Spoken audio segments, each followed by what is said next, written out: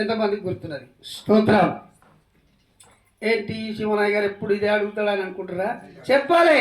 ఏ వాక్యం విన్నాం, ఎంతవరకు వింటున్నాం, ఎంతవరకు నేర్చుకుంటున్నాం? మిమ్మల్ని ఎవరైనా ప్రశ్నించినప్పుడు మీరు ఎంతవరకు చెప్పగలుగుతారు? హల్లెలూయా, హల్లెలూయా. వాక్యము విన్నది మన హృదయం అనే పలక మీద రాసుకోవాలి, జ్ఞాపకం ఉండాలి. రామాయణం ఎట్లా నడిచింది మొత్తం చెప్తాడు. అది తెలిసి చెప్తాడు. చెప్పరా? ఇప్పుడు జై కొడుతురు. ఎందుకు కొడుతురు? మావాడు కట్టిడు కొట్టిడు తెచ్చిడు అనేది తీసి మరకాన్ని ముచ్చట చెప్తారు. మరి మనం ఎందుకు చెప్పాదు?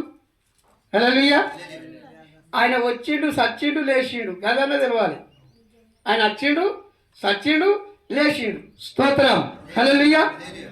దేవుని వాక్యము మనకు యేసు ప్రభు గురించి ఇంతగా నేను చెప్పి ఇంతగా అడగడానికి గల కారణం ఏంటంటే ఏం నేర్చుకుంటున్నాం, ఏం నేర్చుకుంటున్నాం? వాక్యం ఏం వింటున్నాం, ఏం నేర్చుకుంటున్నాం? వాక్యము ఈ చెవితో విని ఈ చెవితో విడిచిపెట్టేది కాదు. ఎవడైనా నిన్ను ప్రశ్నించినప్పుడు ఓర్పుతో సహనముతో వానికి సాధువుగా సమాధానం చెప్పగలిగి ఉండాలి. దేవుని గురించి చెప్పగలిగి ఉండాలి. వాడు ఎన్ని దిక్కుల ఎన్ని కోణాల్లో ఎన్ని రకాలుగా ప్రశ్నించినా దీటైన సమాధానం వానికి చెప్పగలిగి ఉండాలి. హల్లెలూయా, హల్లెలూయా. దేవునికి మహిమ కలుగును గాక. పోయిన వారం మంచి వాక్యం విన్నాం. హల్లెలూయా. సరే, దేవునికి మహిమ కలుగును. ఈ వారము 3 విడిచి 2 చేస్తే 3 లాభాలు. ఏంటట? 3 విడిచి 2 చేస్తే 3 లాభాలు. విడిచిపెట్టాల్సినవి 3, చేయవలసినటువంటి 2, మనం పొందుకునేటి 3. 3 విడిచిపెడితే 2 చేస్తే 3 లాభాలు ఇస్తాన్నాడు దేవుడు. దేవునికి మహిమ కలుగును గాక. హల్లెలూయా. చూద్దాం దేవుని వాక్యంలో నుంచి కీర్తనల గ్రంథం 1వ అధ్యాయం. కీర్తనల గ్రంథం 1వ అధ్యాయం.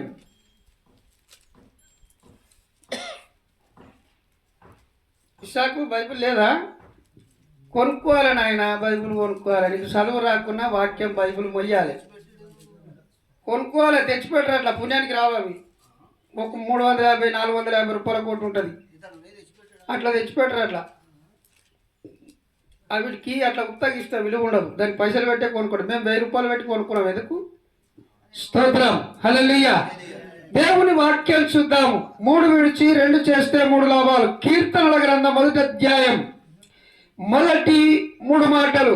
దుష్టుల ఆలోచన చొప్పున నడవక, పాపుల మార్గమున నిలవక, అపహాసకులు కూర్చున్న చోటున కూర్చుండక.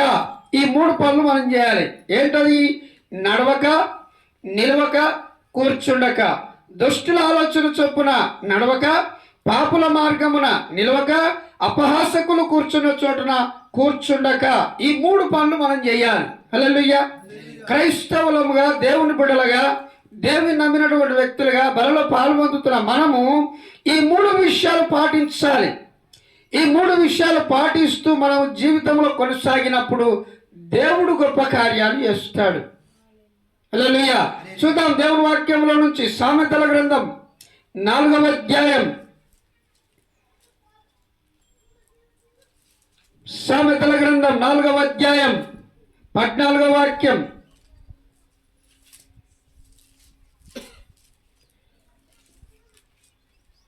భక్తిహీనుల త్రోవ చెరకు పోవును, దుష్టుల మార్గమున నడవకుము.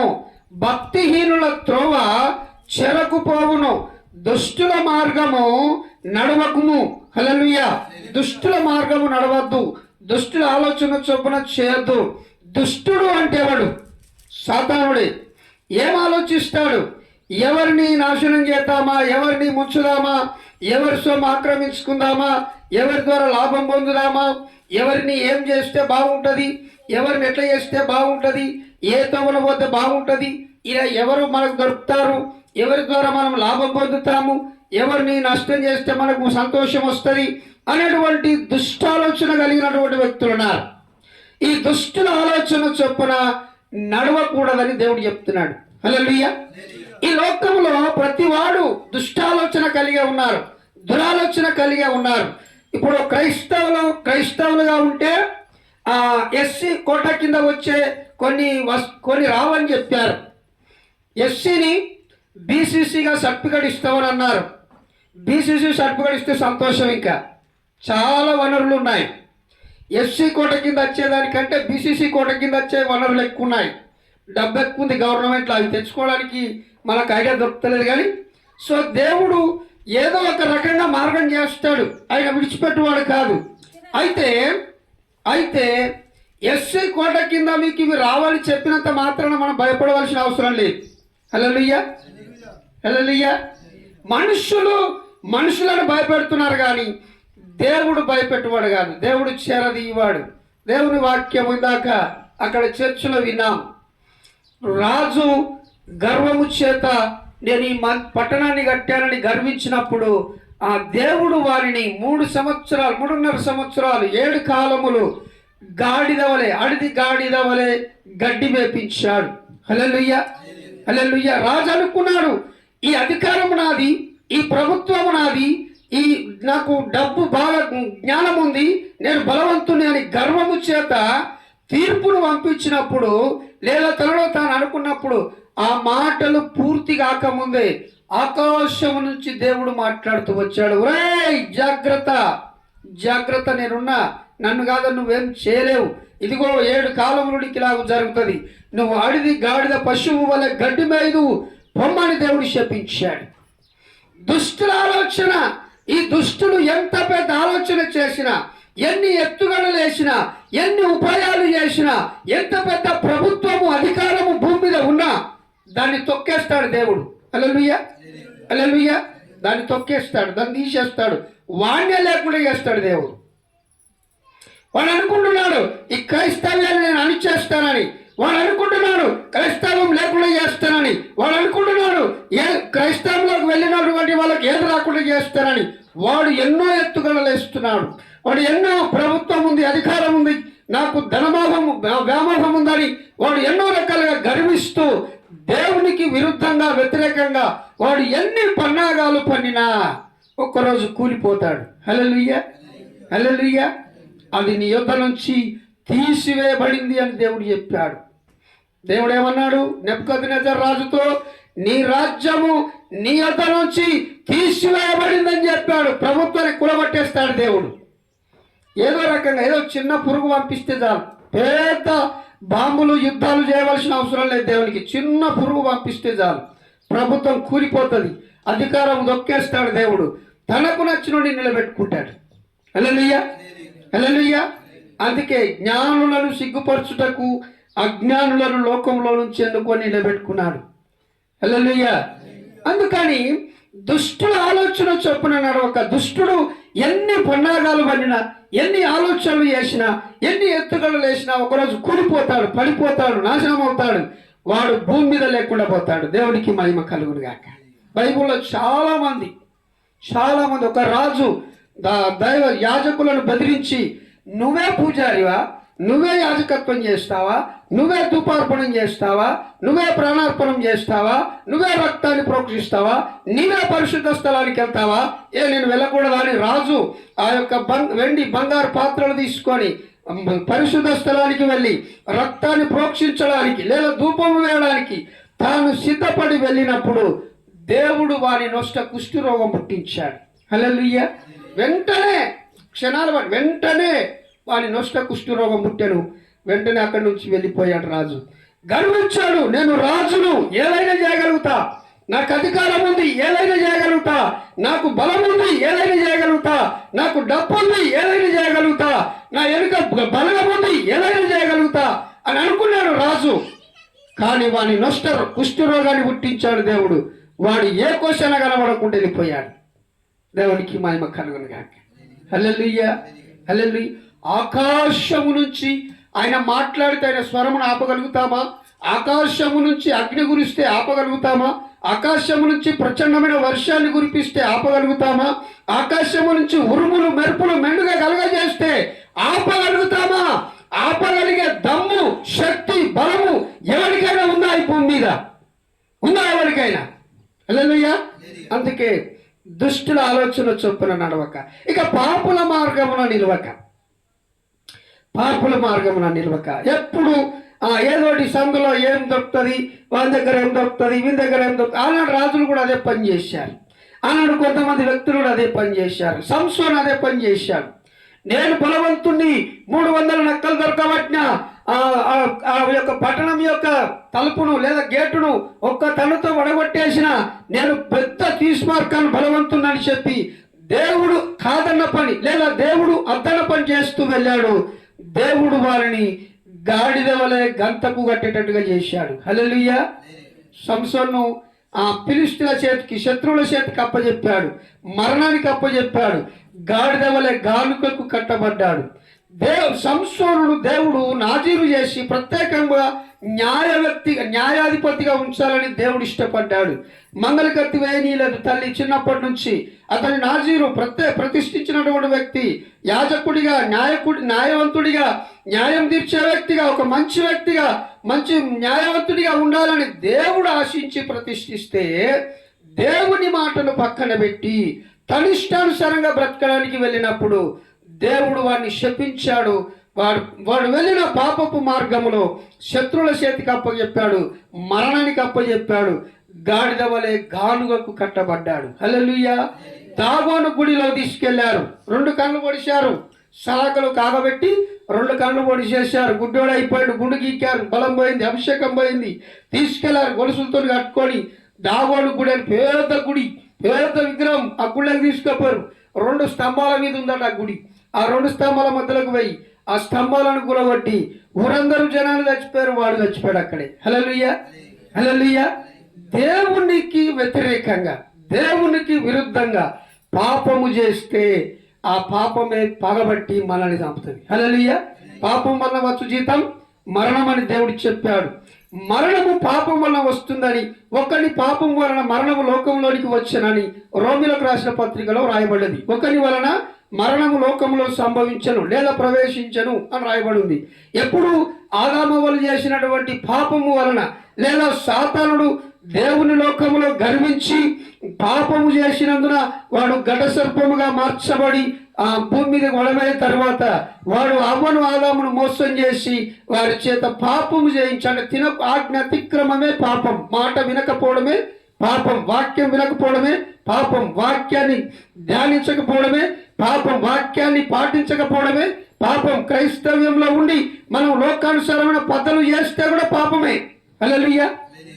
నమ్మి బాప్తిసం పొందిన తర్వాత లోకానుసారమైన పద్ధతులు చేయడం కూడా పాపమే అని దేవుడు స్పష్టంగా మాట్లాడుతున్నాడు. చూద్దాం దేవుని వాక్యంలో నుంచి. సామెతల గ్రంథం 1వ అధ్యాయం 10వ వాక్యం. సామెతల గ్రంథం 1వ అధ్యాయం 10వ వాక్యం. నా కుమారుడా, పాపులు నిన్ను ప్రేరేపింపగా ఒప్పకుము, మాతో కూడా రమ్ము, మనము ప్రాణము తీయుటకై పొంచి ఉందాము, నిర్దోషి అయిన యొక్కని పట్టుకొనుటకు దాగి ఉందాము. పాతాళము మనుషులను మృంగివేయునట్లు వారిని జీవముతోనే మృంగివేయుదుము. హల్లెలూయా. ఇటువంటి ప్రేరేపణ మనుషులు చేస్తారు. పాపమునకు నా కుమారుడ, పాపులు నిన్ను ప్రేరేపింపగా ఒప్పకుము. ఈ పని చేద్దామని ఎవరైనా అడిగినప్పుడు చేయడానికి ఇష్టపడద్దు. హల్లెలూయా. ఇటువంటి ఆలోచన కలిగి ఉన్నప్పుడు వారు ఎన్నో రకాలుగా చెప్తూ ఉంటారు. సాతానుడు ఇది నిజమేనా అన్నట్టుగా మోసం చేస్తారు.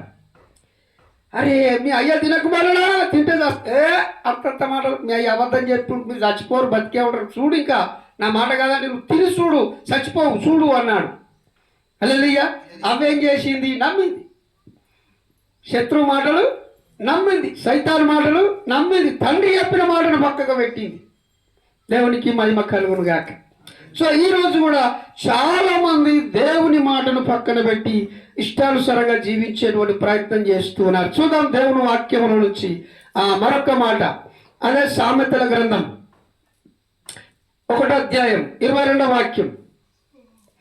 ఎట్లనగా జ్ఞానము లేని వారలారా, మీరెన్నాళ్ళు జ్ఞానం లేని వారుగా ఉండకూడదురు. అపహాసకులారా, మీరెన్నాళ్ళు అపహాస్యము చేర్చు ఆనందించురు.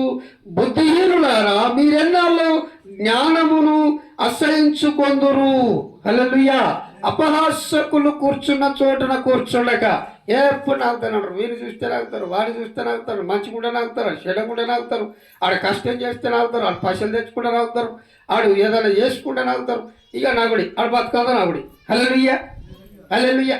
ఆయనకేముండదు, ఆయనకి ఎంత ఉండొచ్చు దరిద్రం, కానీ ఇంకోటి చూసి నవ్వుతూ ఎగతాళి చేస్తూ హేళన చేస్తూ భయంకరంగా మాట్లాడుతూ ఉంటారు, భయంకరంగా హేళన చేస్తూ ఉంటారు, భయంకరంగా వాడిని చూసి అసహించుకుంటూ ఉంటారు. సామెతల గ్రంథం 3వ అధ్యాయం, సామెతల గ్రంథం 3వ అధ్యాయం 34వ వాక్యం, 34వ వాక్యం ఏం సెలవిస్తున్నది? అపహాసకులను ఆయన అపహాసించును, దీనుని ఎడల ఆయన దయచూపును.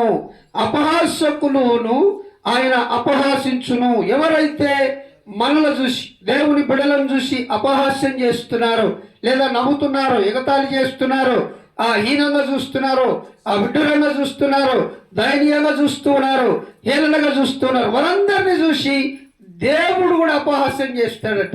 హల్లెలూయా. వాడు ఎన్నడన్నా వచ్చి అయ్యా నేను తప్పు చేసిన అది చేసిన అంటే, నువ్వు ఓలో నాకు తెలియదురా నాయన, నువ్వు ఎందుకు వచ్చినావు నా దగ్గరికి అంటాడంటే దేవుడు. హల్లెలూయా. సో అటువంటి అపహాస్యకులను, లేదా అటువంటి దుష్టులను, లేదా అటువంటి పాపులను దేవుడు ఎంత కఠినంగా శిక్షించబోతున్నాడో ఇంకా చాలా విషయాలు చెప్పారు. చూద్దాం దేవుని వాక్యంలో నుంచి మరొక మాట. సామెతల గ్రంథం 14వ అధ్యాయం, సామెతల గ్రంథం 14వ అధ్యాయం 6వ వాక్యం అని చెప్తున్నాడు. అపహాస్యకుడు జ్ఞానము వెతుకుట వ్యర్థము, తెలివి గలవానికి జ్ఞానము సులభము. అపహాస్యకుడు జ్ఞానము వెతుకుట వ్యర్థము.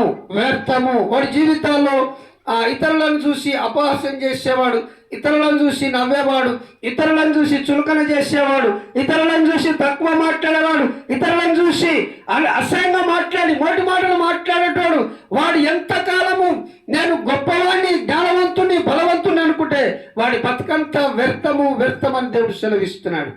హల్లెలూయా హల్లెలూయా. దేవునికి మించిన శక్తి భూమి మీద మరొకటి లేదు. హల్లెలూయా. ఆయన శక్తిని తట్టుకునే శక్తి మరొకటి లేదు. హల్లెలూయా. ఆయన కార్యము చేయట పూనుకొనిన ఎడల ఈ భూమి మీద చెప్పబడిన ఏ శక్తి కూడా ఆయన శక్తిని తట్టుకొని నిలబడేటువంటి సామర్థ్యము దేనికి లేదు. హల్లెలూయా. ఆయన ఎక్కడున్నాడు? ఆకాశ మహాకాశాలు 7 ఉన్నాయి. ఆ 7వ ఆకాశం పైన పరలోకం ఉంది. ఆ పరలోకంలో ధవల సింహాసనం ఉంది.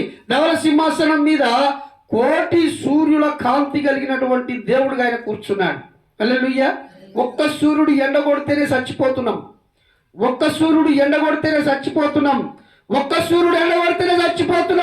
అటువంటి 1,000,000 సూర్యుల కాంతి కలిగి శక్తి కలిగినటువంటి దేవుణ్ణి చూసి తట్టుకోగలమా?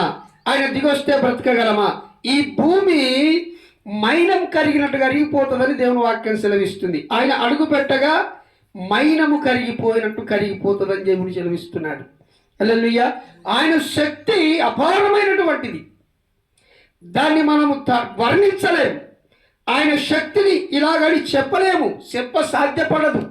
ఆయన శక్తిని వర్ణించడము సాధ్యపడదు. హల్లెలూయా. దేనితో పోల్చి చెప్పగలము? ఈ శక్తి ఆయన శక్తికి సరితూగుతుంది అని దేనిని పోల్చి చెప్పగలము? సరిపడదు. హల్లెలూయా. ఆయనకు సరిపడ, ఆయన సమానమైనటువంటి శక్తి మరొకటి ఆయనే సాటి, ఆయనకు లేదు ఏది పోటీ. హల్లెలూయా. ఆయన మాత్రమే ఏదైనా చేయగలడు. అందుకే మానవుల రాజ్యం పైన అధికారిగా ఉన్నటువంటి దేవుడు. దానియేలు గ్రంథం 3వ అధ్యాయం 4వ అధ్యాయం 32వ వాక్యంలో రాసిన మాట, మానవుల రాజ్యం పైన అధికారిగా ఉన్నటువంటి దేవుడు, మానవుల రాజ్యం పైన అధికారిగా ఉన్న దేవుడు తానెవరికి నిశ్చయించునో వానికి అనుగ్రహిస్తానన్నాడు. హల్లెలూయా. ఎవరిని నిలబెట్టుకోవాలి, ఎవరితో పని చేయించుకోవాలి, ఎవరి ద్వారా ప్రభుత్వం నిలబెట్టాలి, ఎవరిని లీడర్ చేయాలి, ఎవరిని నాయకుని చేయాలి, ఎవరిని అధికారం చేయాలి, ఏ ప్రభుత్వం అధికారంలో ఉండాలి, ఆయన చిత్తం ఉంటే తప్ప మనం చేసేది ఏముండదు. హల్లెలూయా హల్లెలూయా. మనం జ్ఞానం అనుకుంటున్నాం, మన సామర్థ్యం అనుకుంటున్నాం, మన శక్తి సామర్థ్యాలు అనుకుంటున్నాం. మనం ఎంత పోరాడినా, ఎంత చేసినా ఆయన ఉద్దేశంలో ఉంటే తప్ప ఏది నిలబడదు, ఏది నిలబడదు. అందుకే ఆ వాక్య భాగం సెలవిస్తున్నాడు. సామెతల గ్రంథం 14వ అధ్యాయం 6వ వాక్యంలో ఆ మాట చూస్తూ ఉన్నాం. అపహాసకుడు జ్ఞానము వెతుకుట వ్యర్థము. అపహాసకుడు జ్ఞానం వెతుకుట వ్యర్థము. సోమరి సీమల యొద్దకు వెళ్ళి నేర్చుకో అన్నాడు సామెతల్లో. అవునైనా ఓ సోమరి, నువ్వు సీమల యొద్దకు వెళ్ళి నేర్చుకో. చిన్న జీవులు చీమలు, వాటి దగ్గరికి వెళ్ళి గుణపాఠం నేర్చుకోమని దేవుడు చెప్తున్నాడు. ఎందుకని? చీమలకు నాయకుడు ఉండడు, పెద్ద ఉండడు, కానీ అవి క్రమంగా పనిచేస్తాయి. ఒక్కదే లైన్గా పోతాయి, అటు ఇటు పోవు, చిల్లాడిపోవు. నీవేది చెప్పేది నాకు నా ఇష్టం వచ్చినట్టు చేసుకుంటాను అనవు. చీమలు ఒక క్రమము, ఒక పద్ధతి, ఒక లక్షణం పాటిస్తూ ఏకరీతిగా అవి ఒకే మాట మీద ఒకే లైన్గా పోయి ఒకే లైన్గా తెచ్చుకొని ఆహారమును సమకూర్చుకొని అవి జీవిస్తాయి. కనుక చీమలను యొద్దకు వెళ్ళి నేర్చుకో, అవి ఎలా కష్టపడుతున్నాయో నేర్చుకొని దేవుడు సోమరులకు చెప్పాడు. దేవుని మాట విని సోమరులుగా మారిపోతే మనం చీమల యొద్దకు వెళ్ళి నేర్చుకోవలసిన వారమై ఉన్నాం. హల్లెలూయా, హల్లెలూయా. కనుక అపహాస్యకుడు జ్ఞానము వెతుకుట వ్యర్థము అని దేవుని వాక్యం సెలవిస్తున్నది.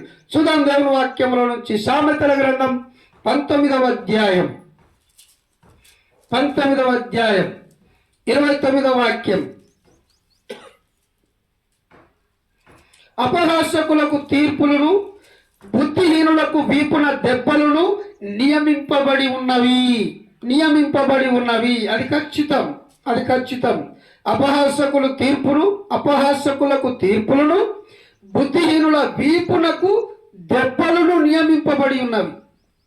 బుద్ధిహీనులకు వీపుకు దెబ్బలు నియమింపబడి ఉన్నవి. ఏదైతే బుద్ధిహీనత పనిచేస్తారో అని 2 వేస్తారు. హల్లెలూయా, వేస్తారులే, బుద్ధి లేదురా అని 1 వేస్తారు. సో వీపునకు దెబ్బలు నియమింపబడి ఉన్నవి. తీర్పులు, అపహాసకులకు తీర్పులు. దేవుడు ఏ టైంలో ఏ సందర్భంలో తీర్పు తీరుస్తాడో తెలియదు, కానీ ఆయన మాత్రం కార్యము చేస్తాడు. హల్లెలూయా. ఈ 3 విషయాలు మనం విడిచిపెట్టినట్లయితే ఇక మనం చేయవలసినటువంటివి 2 ఉన్నాయి. హల్లెలూయా, 2 విషయాలు ఉన్నాయి. అదే కీర్తనల గ్రంథం 1వ అధ్యాయం 2వ వాక్యం. యెహోవా ధర్మశాస్త్రమునందు ఆనందించుచు దివారాత్రములు ధ్యానించువాడు ధన్యుడు. హల్లెలూయా. ఏంటట? యెహోవా ధర్మశాస్త్రమునందు ఆనందించుచు. యెహోవా ధర్మశాస్త్రం అనగా వాక్యం. బైబుల్ బాగా చదవాలి, లేదా చదవచ్చిన వాళ్ళతో చదివించుకొని వినాలి. ఈ పాపపు చెవులతో ఆ పరమాత్ముని మాటలు 4 చెవులు వేసుకుంటే మన చెవులు ధన్యమవుతాయి, మన జీవితాలు ధన్యమవుతాయి, మన బ్రతుకులు ధన్యమవుతాయి. దివారాత్రములు ధ్యానించువాడు ధన్యుడు. రాత్రి మొదలు వినాలన్న వాక్యం. హల్లెలూయా. అందుకే అవ్వగలడు 12-1 అవుతుంది బైబిల్ చదివి పడుకుంటే. ఇంకా వండుకోమంటారు, లైట్ బంద్ చేయమంటారు. ఇక నాకేమో వాక్యం చదవదే. స్తోత్రం.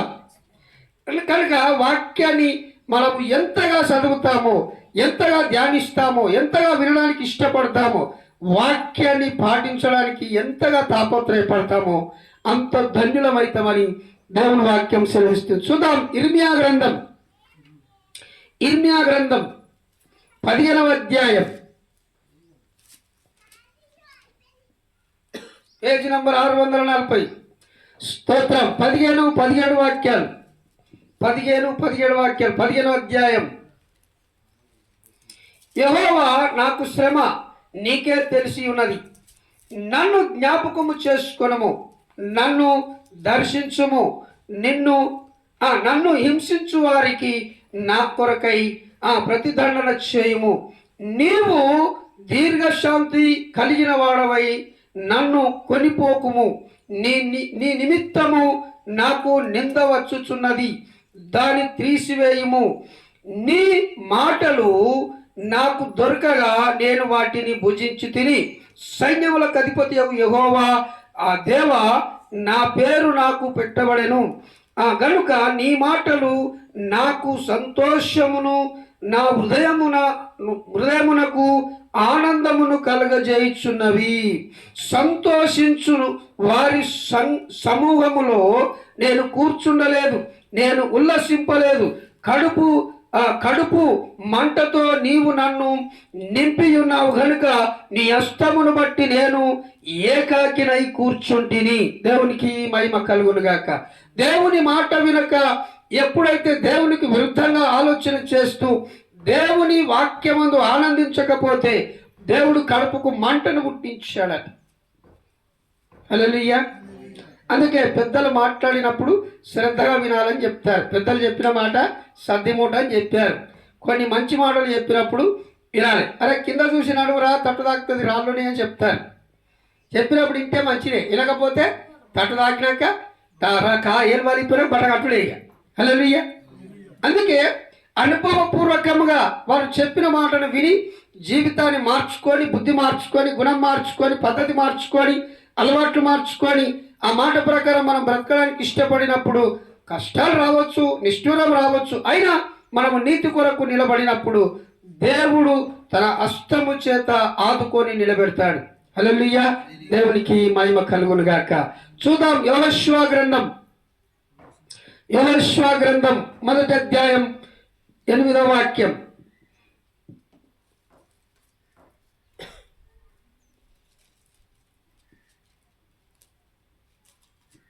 దేవునికి మహిమ కలుగును గాక. యెహోషువ గ్రంథం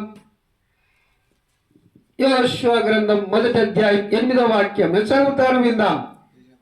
ఈ ధర్మశాస్త్ర గ్రంథమును నీవు బోధింపగా తప్పిపోకూడదు.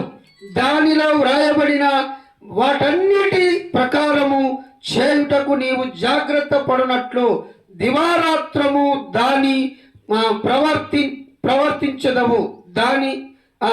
ధ్యానించిన ఎడల నీ మార్గమును వర్ధిల చేసుకొని చక్కగా ప్రవర్తించదవు. దేవునికి మహిమ కలుగును గాక. ఈ ధర్మశాస్త్రం అనగా దేవుని వాక్యం నీవు బోధింపక లేదా దాన్ని పాటించక లేదా దాన్ని వినక తప్పిపోయిన ఎడల, తప్పిపోకూడదు, వినకుండా వాక్యాన్ని పాటించకుండా వాక్యాన్ని చదవకుండా తప్పిపోకూడదు. దానిలో వ్రాయబడిన వాటన్నిటి ప్రకారము చేయుటకు నీవు జాగ్రత్త పడినట్లు. వాక్యం ఏదైతే చెప్పబడిందో దాన్ని విని దాని ప్రకారం బ్రతకడానికి, దాని ప్రకారం జీవించడానికి ఇష్టపడాలి, దానికోసం కష్టపడాలి. ఇష్టాన్ని కష్టంతో భరించినప్పుడు దేవుడు అద్భుతంగా ఆశీర్వదిస్తారని యెహోషువ ద్వారా మాట్లాడుతున్నాడు. వాటన్నిటి ప్రకారం చేయటకు నీవు జాగ్రత్త పడినట్లు దివారాత్రము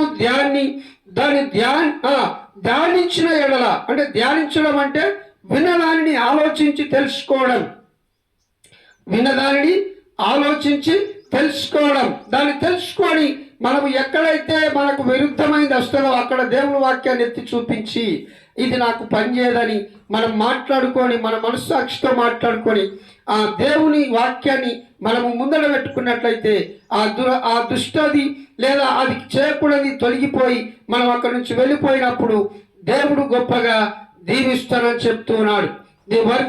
వర్ధిల్ల చేసుకొని చక్కగా ప్రవర్తించడము, వర్ధిల్లటం వాక్యములో, ఆత్మీయతలో, ఆ దేవుని కుటుంబంలో, సంఘములో ఎదగటము అనేది చెప్తున్నాడు. ఎదగటము అని అంటే చాలా మందికి అర్థం కావట్లేదు. వాక్యంలో ఎదగటం, ప్రార్థనలో ఎదగటం, వాక్యం వినడం, చదవడంలో ఎదగడం. హల్లెలూయా. ఇప్పుడు ఎట్లున్నదంటే మీరు ఇంకా పసిపిల్లల స్థితిలోనే ఉన్నారు. హల్లెలూయా. 10 ఏళ్ళు అయింది దేవుని నమ్ముకొని, బాప్తిజం తీసుకొని 10 ఏళ్ళు అయింది అంటే మీరు ఇంకా పసిపిల్లలు కాబట్టి పాడగలుగుతాం, మేము బువ్వ తినం, ఇంకా బలపడము పెరగమంటున్నారు. హల్లెలూయా. సో ఎదగాలి అంటే ఆత్మీయతలో ఎదిగి బలమైనటువంటి వాక్యాన్ని, ఆహారమును భుజించి దానిని జీర్ణించుకోవాలి. అందుకే హెజ్కేలు ప్రవక్తతో దేవుడు అంటాడు, నరపుత్రుడా నిలువుము, ఇదిగో నీ చేతికి ఒకటి ఇస్తున్న గ్రంథం, దాన్ని భుజించుము అంటాడు. అయ్యా అది నా నోటికి తీపిగాను కడుపుకు చేదుగాను ఆయన అంటాడు. ఎందుకని? నోటికి చదివినా అది బాగానే ఉంటుంది, అరిగించుకునేటప్పుడే బాధ అవుతుంది. హల్లెలూయా, హల్లెలూయా. సో అలా దేవుని మాటను విని దాన్ని మనము అవలంబించి లేదా పాటించి దాని ప్రకారం జీవించడానికి ఇష్టపడినప్పుడు లేదా ఆత్మీయతలో ఎదిగినప్పుడు, మనం యవ్వనంగా మారినప్పుడు మనము ప్రార్థన చేస్తే దేవుడు కార్యాలు చేస్తాడు. హల్లెలూయా. 12 ఏళ్ల పిల్లగాడు దావీదు. 6 ముళ్ళ జానుడు గొలియాతు. వాడు తాడు షర్ట్ ఎత్తున్నాడు, పిల్లగాడు ఆయన మీదకి యుద్ధానికి వాయి. ఒరే ఇంకేమైనా పోరనివి కట్టె తీసుకోవాలన్నాడు, కుక్కలు అనుకున్నావురా అన్నాడు గొలియాతు. హల్లెలూయా. కుక్కలు అనుకున్నా అవరా కట్టె తీసుకోవాలన్నావు, ఒరిజలు తీసుకోవాలన్నావు, నువ్వు గీతాతుని నా మీదకి వస్తావు నువ్వు యుద్ధానికి అన్నాడు. జీవము గల దేవుడు ఒరే నిన్ను నా చేతికి అప్ప చెప్తున్నాడని ఒడిశలో రాయబడి తిప్పి కొడితే అది చచ్చిపోయాడు. హల్లెలూయా. సో విశ్వాసము ఎదగటము, వాక్యములో ఎదగటము, ప్రార్థనలో ఎదగటము, ప్రార్థన సంఘములు ఎట్లా చేయాలి, ఇంటికాడ ఎట్లా చేయాలి, ఒంటరిగా ఉన్నప్పుడు ఎట్లా చేయాలి, మందిలో ఉన్నప్పుడు ఎట్లా చేయాలి, అది మనకు తెలిసి ఉండాలి. హల్లెలూయా. ప్రార్థన నువ్వు ఇంటికాడ వ్యక్తిగతంగా పొద్దుకి అన్నీ తలుచుకుంటూ ప్రార్థన చేయాలి. సంఘములో నీకు ఏదైతే చెప్పబడిన మాట ఉందో ఆ మాట వరకే ప్రార్థన చేసి ఆమేన్ అనాలి. అంటే విధానం, నడుచుకునే క్రమం, ఆ క్రమాన్ని మనం పాటించినప్పుడు, ఆ క్రమంలో మనం వెళ్ళినప్పుడు అద్భుతంగా దేవుడు మనల్ని వర్ధిల్ల చేస్తాడు. హల్లెలూయా. వర్ధిల్లుటకు నువ్వు చక్కగా ప్రవర్తించదవు, వర్ధిల్ల చేసుకొని నువ్వు చక్కగా ప్రవర్తించదవు. దేవుడు చక్కగా ప్రవర్తించడము, చక్కగా వర్ధిల్లడము, చక్కగా దీవించబడము, చక్కగా ఎదగడము, ఆత్మీయతలో వాక్యంలో ఎదగడం అనేది దేవుడు కోరుతూ ఉన్నాడు. కనుక దేవుని వాక్యము ఎంత అద్భుతంగా మాట్లాడుతున్నాడు. ఏమన్నాడు దేవుని వాక్యం, ఏమన్నాడు? యెహోవా ధర్మశాస్త్రమునందు ఆనందించుచు దివారాత్రములు ధ్యానించువాడు ధన్యుడు అన్నాడు. ధన్యుడు వాక్యం చదివితే ధన్యుడు, వాక్యాన్ని వింటే ధన్యుడు. బైబుల్ చదివితే 2 పనులు జరుగుతాయి. చాలాసార్లు చెప్పాను నేను, చాలాసార్లు చెప్తూ వస్తున్నాను. 2 పనులు జరుగుతాయి వాక్యం చదివితే. ఒకటి, మన శరీరానికి ఆరోగ్యం వస్తుంది. హల్లెలూయా. వాక్యంలో ఉన్న శక్తి మన మీద ప్రభావం చూపిస్తుంది. హల్లెలూయా. ఏదైనా ఉన్నా పారిపోతుంది, ఏదైనా అనారోగ్యం వచ్చేది కూడా రాదు, ఏదైనా అనారోగ్యం ఉంటే కూడా తొలగిపోతుంది, స్వస్థత కలుగుతుంది. రెండవది జ్ఞానం వస్తుంది. హల్లెలూయా. జ్ఞానం వస్తుంది. బైబుల్ చదివి మహా వ్యక్తులు గొప్ప విషయాలు చేశారు, గొప్ప కార్యాలు చేశారు. దేన్ని బట్టి? వాక్యంలో ఉన్న ప్రభావం బట్టి, వారికి దేవుడిచ్చిన జ్ఞానమును బట్టి. ఈ బల్బును కనుక్కున్నాడు ఆయన, అయ్యగారు బల్బును కనుక్కుంటే నాడు మనం చక్కగా లైట్ పెట్టుకుంటూ ఉన్నాం. అది కంపెనీ స్థాపించబడింది. అది ఎక్కడో చిన్న బల్బు ఆయన కనుక్కుంటే దాన్ని తయారు చేస్తే ఏదో రకంగా అది పెద్ద బ్యాటరీ అయిపోయింది. హల్లెలూయా. సో అలాంటి జ్ఞానం దేవుడు ఇస్తాడు. వాక్యాన్ని వినడము, చదవడము మనం నేర్చుకోవాలి. దానిని ధ్యానిస్తూ ఉన్నప్పుడు లేదా వాక్యాన్ని ధ్యానిస్తూ ఉన్నప్పుడు ఖచ్చితంగా దేవుడు కార్యం చేస్తాడు. మనము ఆయనకు అప్పచెప్పుకున్నప్పుడు, మనము ఆయనకు అగ్రి అయినప్పుడు, మనము ఆయన యందు వినయ విధేయత కలిగి భయభక్తి కలిగి జీవించడానికి ఇష్టపడినప్పుడు అద్భుతంగా కార్యం చేస్తారన్నాడు.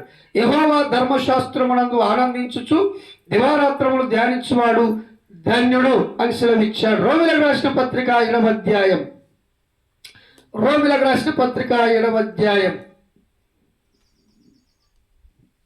22వ వాక్యం. రోమిలకు రాసిన పత్రిక 7వ అధ్యాయం 22వ వాక్యం. స్తోత్రం.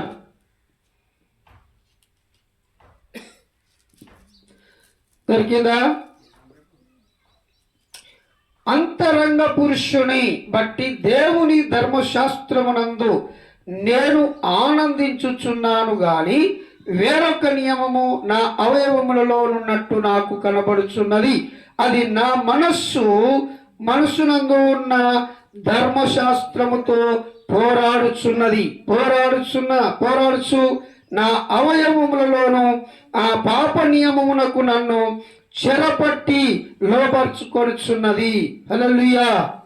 అవయవములో ఉన్నటువంటి ఆ పాప నియమము ధర్మశాస్త్రముతో పోరాటము చేస్తున్నది అని అపోస్తులైన పౌలు గారు మాట్లాడుతున్నాడు.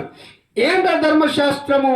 దేవుని వాక్యం. దేవుని వాక్యముతో మనం కలిగి ఉన్నప్పుడు మన శరీరము ఆ పాప నియమముతో పోరాటం చేస్తున్నట్టుగా దేవుని వాక్యం సెలవిస్తుంది. చూద్దాం. మత్తయి సువార్త 5వ అధ్యాయం.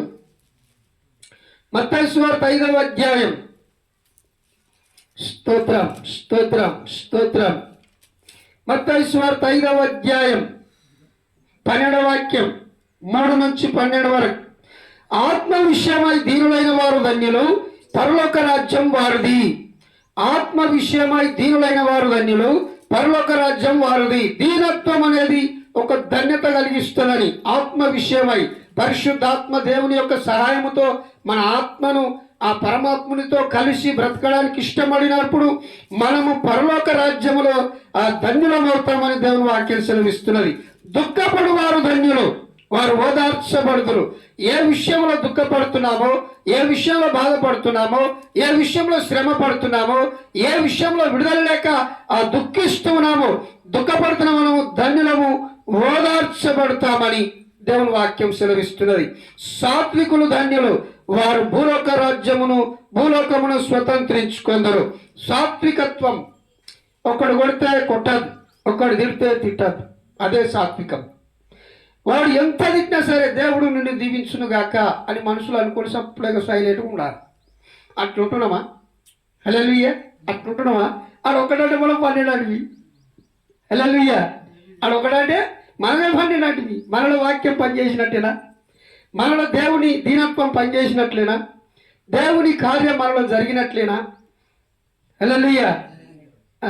నేను ఒక వాక్యం విన్న యూట్యూబ్లో, పాపం తల్లిగారు బాగా తిట్టేదట. అత్త తిడితే ఆయన కోడలు గారు మళ్ళీ చెంపుతో నీళ్ళు తీసుకుపోయి జర నీళ్ళు తాగు తమ్మచ్చింది మర తిడు అని చెప్పి, అవు ఇదే మరి ఇంతకాలం తిట్టాక మళ్ళీ నీళ్ళు తెచ్చిస్తున్నాం, అది నీళ్ళు తాగా తాజేసేపు మళ్ళీ తిడు అని అట్లా 4 సార్లు ఇచ్చేవారు కదా, ఆ వారి సలవడదట. హల్లెలూయా. సో అలా మనం దానికి విరుద్ధంగా, అంటే మా శత్రువును ప్రేమించు అన్నటువంటి మాట ప్రకారం వాళ్ళు ఎంత తిడితే మనం అంతగా దగ్గరికి వెళ్తే వాళ్ళలో కదలిక, వాళ్ళలో మార్పు, వాళ్ళలో కార్యము దేవుడు చేస్తాడు. హల్లెలూయా. అది దీనత్వం అన్నమాట. దీనత్వ సాత్వికులు ధన్యులు, భూలోకమును స్వతంత్రించుకొందరు. సో నీతి కొరకు ఆకలి దప్పులు గలవారు ధన్యులు, వారు తృప్తిపరచబడతారు. నీతి కొరకు ఆకలి దప్పులు గలవారు ధన్యులు. నీతి కొరకు నా రాజ్యమును, నా నీతిని మొదట వెతకండి, ఈ లోక రాజ్యములను మీ అంతా పరిగెత్తుకొని వస్తాయని యేసుక్రీస్తు ప్రభుల వారు చెప్పారు. సో నీతి కొరకు మనం ఏదేమైనా తల తీసినా, నన్ను చంపినా, నరికినా ఇది తప్పే అనేటువంటి విషయంలో నిలబడ్డప్పుడు దేవుడు మనకు గొప్ప ధన్యతను ఇస్తానని సులభిస్తూ ఉన్నాడు. కనికరము గలవారు ధన్యులు, వారు కనికరము పొందుదురు. కనికరము గలవారు ధన్యులు. కనికరం అంటే ఎలా?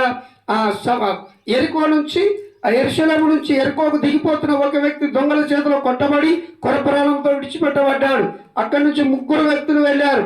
ఇద్దరు దూరంగా వెళ్ళిపోయారు, కానీ ఒక్కడు మాత్రమే కనికరపడ్డాడు.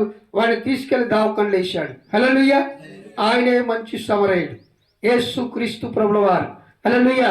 పాపపు మడుగులో పడి లేదా పాపములో కొట్టుమిట్టబడి మనము చివరి ఊపిరితో ఉన్నప్పుడు, లేదా చివరి సమయంలో ఉన్నప్పుడు, లేదా మనము కొర ప్రాణముతో ఉన్నప్పుడు ఆ మంచి సమరయుడు వచ్చి తన సువార్త అనే ద్రాక్ష నూనె పోసి మన పాపపు గాయమును కట్టి మనల్ని పవిత్రపరిచి ఆయన మంచి సమరయుడిగా మనల్ని రక్షణలో నిలబెట్టినటువంటి దేవదేవుడు యేసుక్రీస్తు ప్రభుల వారు. హల్లెలూయా. హల్లెలూయా. కనికరపడువారు ధన్యులు, మీరు కనికరము పొందుదురు. ఎవరైనా మన పగవాళ్ళైనా సరే మంచినీళ్ళు అడిగి తీయమన్నాడు. ఎవరైనా అమ్మ అన్నమని వస్తే పెట్టమన్నాడు.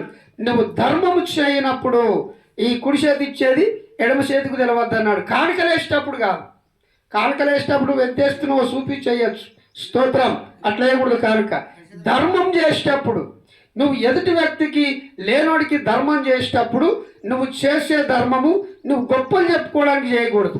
హల్లెలూయా. నువ్వు చేసింది కుడి చేతి ఇచ్చింది ఎడమ చేతికి తెలవద్దని చెప్పాడు. కానుకలేసేటప్పుడు కాదు, ధర్మం చేసేటప్పుడు. హల్లెలూయా. ఇది అర్థం కాక మనం ఏం చేస్తున్నాము? కానుకలేసేటప్పుడు దాచిపెట్టేస్తున్నాం కాదు. హల్లెలూయా. సో కనికరము గలవారు ధన్యులు, మీరు కనికరింపబడుదురు. హృదయ శుద్ధి గలవారు ధన్యులు, వారు దేవుణ్ణి చూచెదరు. హృదయ శుద్ధి గలవారు ధన్యులు, వారు దేవుణ్ణి చూస్తారు. హృదయ శుద్ధి అంటే ఏమిటి? మనలో ఎటువంటి కల్మషం ఉండకూడదు. హల్లెలూయా. ఇక జర్ద బుక్తారు, బిడిలు తాగుతారు, సీరియల్ తాగుతారు, సీసాలు తాగుతారు, బలల పాలు పొందుతారు. దుర్మార్గం, భయంకరమైన శాపం. హల్లెలూయా. మీరు 1 కొరింథీ పత్రిక 11వ అధ్యాయం 23వ వాక్యం నుంచి కిందికి చదివితే, మీరు బలహీనులనై ఉన్నారు, మీరు రోగులనై ఉన్నారు, మీ మీదకి శాపము రావడానికే నా పాత్రలో పాలు పొందుతున్నారు అని రాసి ఉన్నారు. హల్లెలూయా. అందుకే కొంతమందికి ఎంత ప్రార్థన చేసినా బాగ్గారు. ఎందుకని? వారి జీవితం, వారి హృదయం శుద్ధి లేదు. నీ హృదయ శుద్ధి గల వాడివే. నువ్వు హృదయం శుద్ధిగా ఉంటే దేవుడు నివాసం చేస్తాడట అక్కడ. హల్లెలూయా. ఎలాగంటే ఇప్పుడు మొట్టమొదట దేవుని నమ్ముకున్నారు. నేను వచ్చి ప్రార్థన చేశా, అప్పటిదాకా ఉన్న ఒక దయ్యాన్ని నిలబెట్టేశా. ఇల్లు మంచిగా కడిగి శుభ్రం చేసి నీట్గా ఉంచారు, సంతోషం. అందులో మళ్ళా యేసయ్యను నువ్వు ప్రతిష్ఠించుకోకపోతే ఆ వెళ్ళిపోయిన దయ్యం అట్టట్టట్టట్ట తిరిగి మళ్ళా వచ్చి తొంగి చూస్తుంది. అటు ఇంట్లో ఉన్నారా, ఖాళీగా ఉందని. ఒకవేళ యేసయ్య లేకపోతే మళ్ళీ అది పోయి దాంతో పాటు ఇంకెనిమిది మందిని తోలుకొని వచ్చి నివాసం చేస్తుంది అటు ఇంట్లో. హల్లెలూయా. పోయింది ఒకటే. ఆ ఒక్కటి ఉన్నప్పుడే ఘోరం అయిపోయింది. ఇక 9 దాంతో పాటు 8 వస్తే ఆ ఇల్లు ఎంత చెడ్డదగును అని వాక్యంలో రాసింది. హల్లెలూయా. సో అలా దేవుని ఆ హృదయ శుద్ధి కలిగి దేవునికి అప్పగించుకోకపోతే ఆ హృదయంలో భయంకరమైనటువంటి విషయాలు జరుగుతాయని మార్క్స్ వార్త 7వ అధ్యాయం 21వ వాక్యంలో రాసింది. హృదయంలో నుంచి అనేకమైనటువంటి విషయాలు బయటకు వస్తాయని ఆ దేవుని వాక్యంలో సెలవిస్తూ ఉన్నాడు.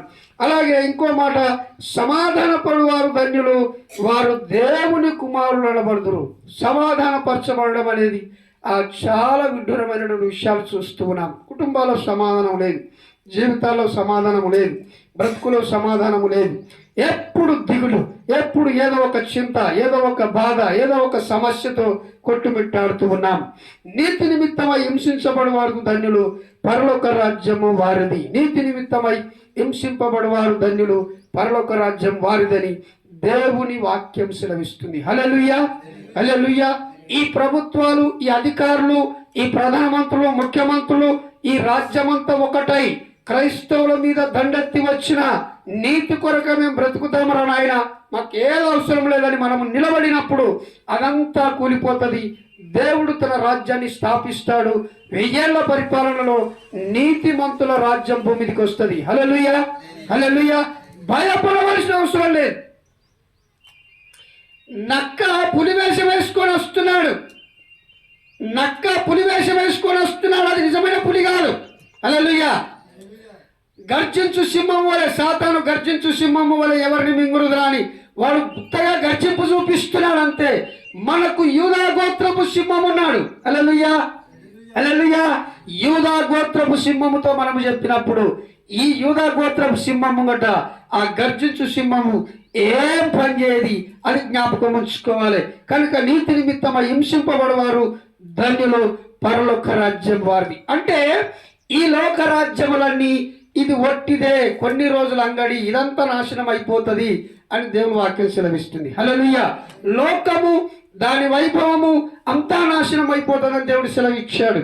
సూర్యుని క్రింద, ఆకాశము క్రింద ఈ మనుషులు లేదా నరులు పడుతున్న పాటలు వ్యర్థము వ్యర్థము వ్యర్థం అన్నాడు సొలొమోను రాజు. హల్లెలూయా. ప్రసంగి గ్రంథం 3వ అధ్యాయం 2వ అధ్యాయం మొదటి నుంచి రాసుకుంటూ వచ్చాడు.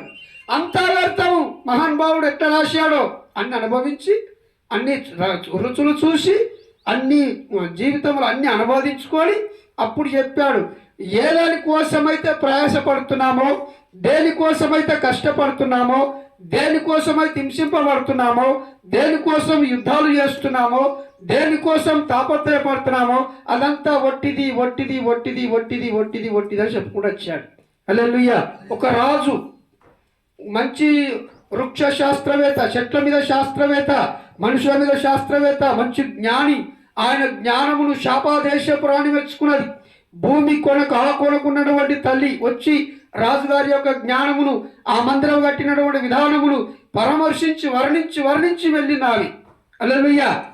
అటువంటి జ్ఞానవంతుడు చెప్తున్నాడు, ఆకాశము కింద మనం పడుతున్న ప్రయాసము వ్యర్థము వ్యర్థము వ్యర్థం అన్నాడు. దేవునికి స్తోత్రం. హల్లెలూయా. అంటే వ్యర్థమైన దానికోసమే ప్రయాసపడుతున్నారు కానీ సరైన దానికోసం ప్రయాసపడి మంచి విధానమును నేర్చుకొని పరలోక రాజ్యములో నివసించేటువంటి భాగ్యాన్ని పొందుకోలేకపోతున్నారని దేవుడు సెలవిస్తున్నాడు. దేవునికి మహిమ కలుగును గాక. మనము 5 మాటలు ధ్యానం చేస్తూ వచ్చాం. 3 విడిచిపెట్టాం, 2 నేర్చుకోవాలి, ఈ 2 చేయాలి. ఇక ఈ 3 చేయవలసినటువంటివి లేదా పొందుకోవలసినటువంటివి వచ్చే వారం తెలుసుకుందాం. దేవుడి వాక్యం దీవించి ఆశీర్వదించును గాక. హల్లెలూయా. ప్రార్థన చేసుకుందాం, కానుకలు సమర్పించుకుందాం.